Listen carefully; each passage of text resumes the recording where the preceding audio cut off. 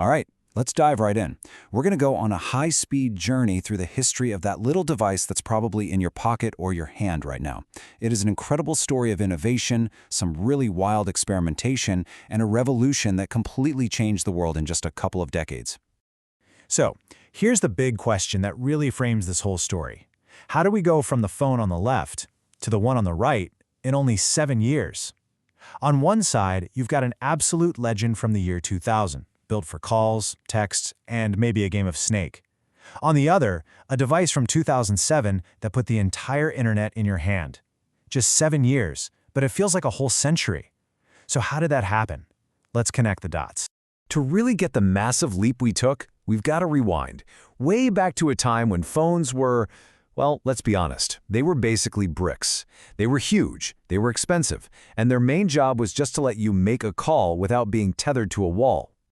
But you know, the idea of a smarter phone is actually much older than you might think.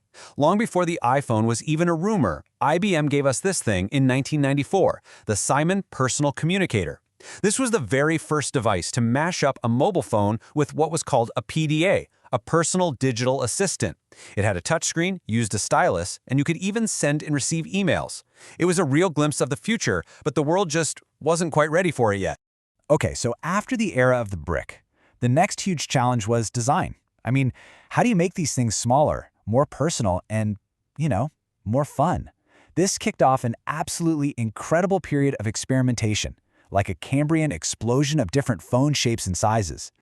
First up, we have an absolute icon, the Candy Bar.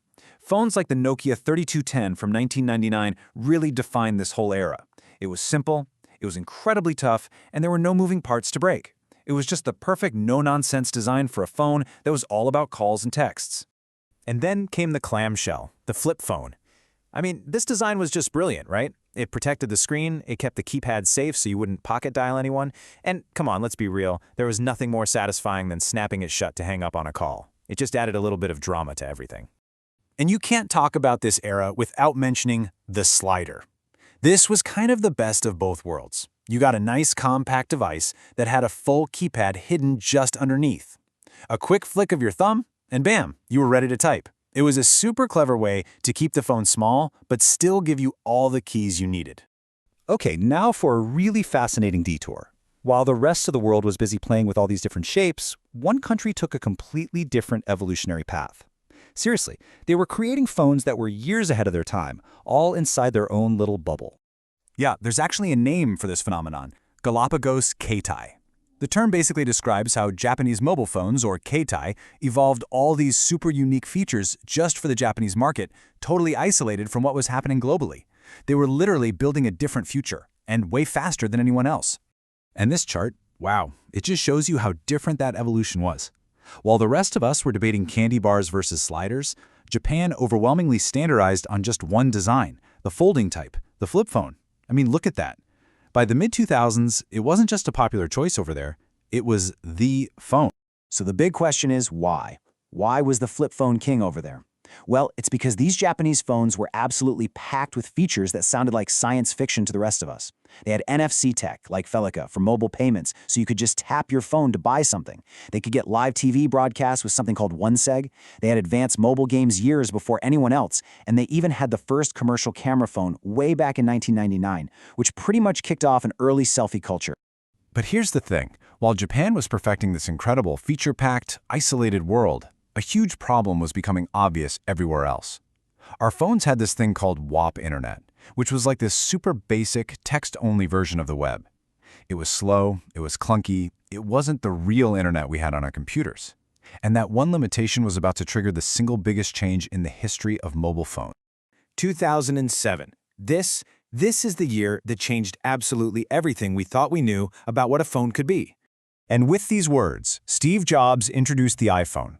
Now, it wasn't the first phone with a touchscreen, and it wasn't the first one to connect to the internet, but it was the very first to combine a multi-touch screen, a full-blown web browser, and a powerful operating system into one beautiful, seamless, and intuitive experience. It completely redefined the purpose of a phone. And this slide right here shows that fundamental shift perfectly. The whole era of physical buttons and all those different shapes was basically over, replaced by the simple, elegant black slate. Fixed features gave way to the limitless possibility of the App Store, which created the whole app economy. And the focus just totally shifted from voice and text to data, media, and being constantly connected. So, with the outside of the phone essentially figured out, the entire race for innovation turned inward. The new battleground wasn't about the shape anymore, it was about packing more and more and more power inside that little slab of glass and metal, turning our phones into the pocket-sized supercomputers we have today. And man, the pace of that internal change has been just relentless. Think about it. Just a year after the iPhone, in 2008, the App Store launches. Boom, the app economy is born. Then in the 2010s, 4G networks finally make streaming video on the go a real thing. By 2017, our faces become our passwords with Face ID. And now, in the 2020s, 5G gives us near-instant downloads, and artificial intelligence helps us take professional-looking photos without even trying. So we've gone from bricks to flip phones to these pocket supercomputers that are deeply, deeply integrated into every single part of our lives. They're our map, our camera, our wallet, our main window to the entire world. In a way, they've become extensions of our minds. And that leads to a really big question for the future. What happens next when these devices get even smarter?